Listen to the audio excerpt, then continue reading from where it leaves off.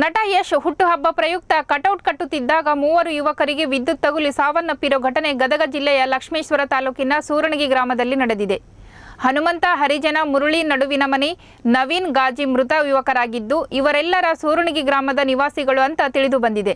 ಇನ್ನು ಯಶ್ ಬರ್ತ್ಡೇಗಾಗಿ ಅಭಿಮಾನಿಗಳು ಗ್ರಾಮದಲ್ಲಿ ಕಟೌಟ್ ಕಟ್ಟಲು ಮುಂದಾಗಿದ್ದರು.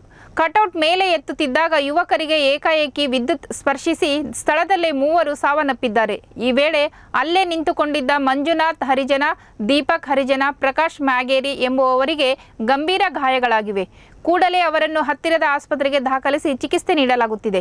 ಇದೇ ವೇಳೆ ಎದೆ ಎತ್ತರಕ್ಕೆ ಬೆಳೆದು ನಿಂತಿದ್ದ ಮಕ್ಕಳನ್ನು ಕಳೆದುಕೊಂಡ ಪೋಷಕರು ಹಾಗೂ ಕುಟುಂಬಸ್ಥರ ಆಕ್ರಂದನ ಮುಗಿಲು ಮುಟ್ಟಿತು.